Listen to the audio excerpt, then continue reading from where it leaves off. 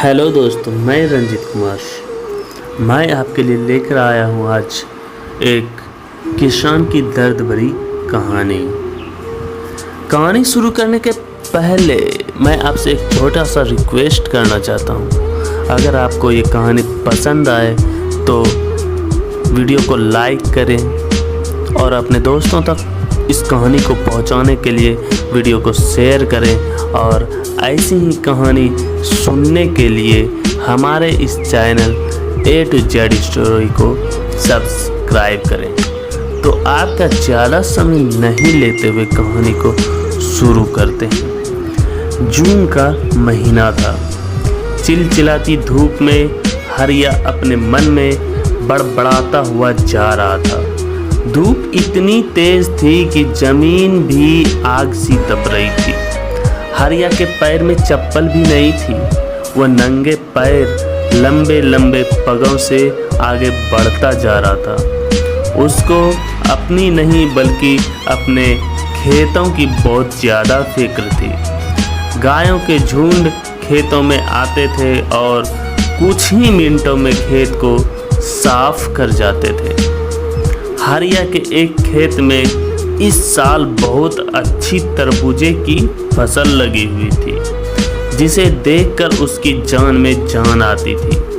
उसके पास पैसा नहीं था, लेकिन उसने गांव के ही एक जमींदार से पैसा उधार लिया हुआ था, जिस पर जमींदार का ब्याज बहुत तेजी से बढ़ रहा था। हरिया मन ही मन में सोच रहा था, इस बार तरबूजे बेचकर जमींदार का कर्ज चुकाऊंगा और इसके बाद बीवी के लिए एक अच्छी सी साड़ी और अपने लिए एक कुर्ता खरीद लूँगा। बच्चों के पास भी कपड़े नहीं हैं, उन्हें भी कुछ ना कुछ देना पड़ेगा। आगे सर्दी भी आने वाली है, जिसके लिए रजाई और कंबल भी लेना पड़ेगा। वह यही सब अपने मन में बड़बड़ाते हुए खेतों की तरफ जा रहा था। उसे अपने पैरों की फिक्र नहीं थी। आम आदमी तो ऐसे गर्मी में 4 कदम भी चल नहीं पाता, लेकिन हरिया अपने मन में सपने बुनता हुआ खेतों की तरफ बढ़ता चला जा रहा था। खेत के पास पहुंचते ही हरिया गदगद हो गया। खेत में बहुत अच्छी तरबूजे की फसल थी। वह हर समय खेत में ही रहता था, क्योंकि अगर धोखे से भी गाय आ गई तो उसका पूरा का पूरा खेत कुछ ही समय में खत्म हो जाएगा और उसके सपने मिट्टी में मिल जाएंगे। इसलिए हरिया दिन में और रात में दोनों समय खेत में ही गुजारता था। हरिया की पत्नी भी फूली नहीं समा रही थी, क्योंकि 10 साल बाद इतनी अच्छी फसल उसके खेतों में लगी हुई थी, लेकिन कर्ज भी बहुत ज़्यादा था। जमींदार अक्सर आकर हरिया को धमकी देता रहता था कि फसल काट लो और पाई पाई चुका दो, नहीं तो तुम्हारे लिए अच्छा नहीं होगा। हरिया ने हाथ जोड़कर कहा, इस साल खेत में फसल अच्छी लगी है साहब, मैं आपका एक एक पैसा चुका दूंगा। खरबूजे की फसल लगभग तैयार थी। जितनी खुशी आज हरिया को हो रही थी, उसका अंदाज़ा लगाना बहुत ही मुश्किल था। वह मन ही मन में खुशी से झूम रहा था। वह पूरा दिन धूप हो या छाँव खेतों पर ही बिताता रहता था, क्योंकि उसको पता था कि अगर जरा से भी हमसे चूक हुई तो मेरा सब कुछ नष्ट हो जाएगा। रात में भी वह जरा सी हलचल सुनते ही उठ के बैठ जाता, अपने खेतों को इधर उधर देखता और आकर फिर से सो जाता। उसकी नींद कभी पूरी नहीं हो पाती थी। उसे सपने में भी खेतों की याद बनी रहती थी। 3 दिन बाद तरबूजे की तो तोड़ने का काम शुरू होने वाला था। हरिया और उसकी पत्नी कमला खुशी के मारे फूले नहीं समा रही थी। उन्हें पता था कि अब हमारा भी अच्छा समय शुरू होने वाला है। हम सब भी अच्छे कपड़े पहनेंगे।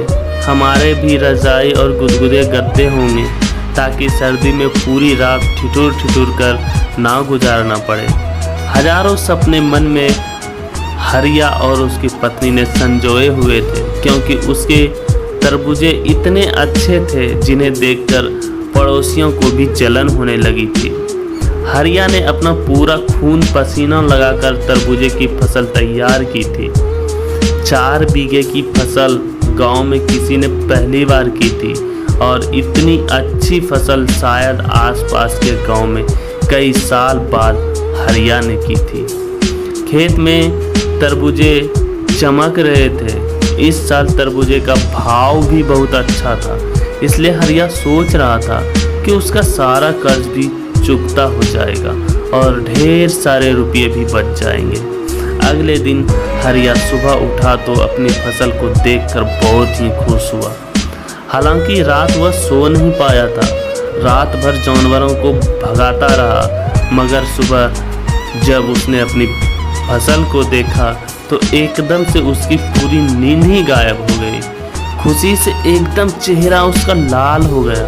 उसकी पत्नी आई, उसने खाना हरिया को खिलाया। उसके बाद हरिया आराम करने लगा।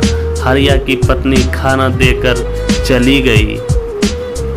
हरिया छोटा सा एक लकड़ी का झोपड़ा बनाकर रहता था, उसी के नीचे आराम करने लगा। दोपहर का 12 बज चुका था। हरिया भी उठकर इधर उधर देख रहा था, क्योंकि दोपहर में ही गायों का खतरा ज़्यादा बना रहता था। चारों तरफ धूप के कारण सनसन की आवाज़ आ रही थी। चारों तरफ सन्नाटा छाया था। हरिया के खेत से गांव की दूरी लगभग 1 किलोमीटर थी। हरिया ने इधर उधर देखा, कोई जानवर, कोई गाय दूर दूर तक नहीं था। यह सोचकर वह आराम करने लगा। इतने में ही उसे कब नींद आ गई उसे पता ही नहीं चला। हरिया को नींद आते ही गायों का एक बड़ा सा झुंड आया और उसके खेत में टूट पड़ा। हरिया इतना थका हुआ था कि वह गहरी नींद में सो गया। उसे कुछ पता ही नहीं चला और गायों ने उसके खेत को कुछ ही मिनटों में पूरी तरह से साफ कर दिया। सारे तरबूजे और पौधे पूरी तरह से चक कर दिया। हरिया नींद में सपने देख रहा था। गायों ने पूरे खेत साफ कर दिया था। दोपहर 3 बजे के आसपास हरिया की पत्नी जब खेत में आई तो खेत में उस समय सिर्फ 2 गायें ही चल रही थी। बाकी खेत पूरी तरह से साफ हो गया था। उसमें एक भी तरबूजा नहीं बचा हुआ था। हरिया की पत्नी दौड़ती हुई गई। हरिया अभी गहरी नींद में सोया हुआ था। उसने हरिया को जगाया और जब हरिया ने खेत की तरफ देखा तो उसके होश उड़ गए। वह वहीं पर अपना माथा पटकने लगा। उसके सारे सपने चकनाचूर हो गए थे। अब वह सोच रहा था, जमींदार का कर्ज कैसे चुकाऊंगा। हरिया की पत्नी भी बेहोश होकर वहीं चिलचिलाती धूप में गिर गई। हरिया को भी होश नहीं था। वह बहुत बड़ा आदमी बनने का सपना नहीं देख रहा था। वह सिर्फ अपना कर्ज उतारने के बारे में सोच रहा था और कुछ कपड़े खरीदने के बारे में ही सोच रहा था। लेकिन उसके आज सारे सपने पूरी तरह से टूट गए थे। हरिया और उसकी पत्नी की आंखें खेत को देखकर पथरा सी गई थी। खेत में चल रही 2 गायें भी अब जा रही थी। शायद उनका पेट भी भर गया था। खेत में ऐसा कुछ भी नहीं बचा था जिसे कोई जानवर भी खा सके। हरिया ने आसमान की तरफ देखा और फिर वहीं गिरकर बेहोश हो गया। दोस्तों, हमारी कहानी यहीं ख़त्म होती है। आप हमें कमेंट करके बताएं कि आपको ये कहानी कैसी लगी।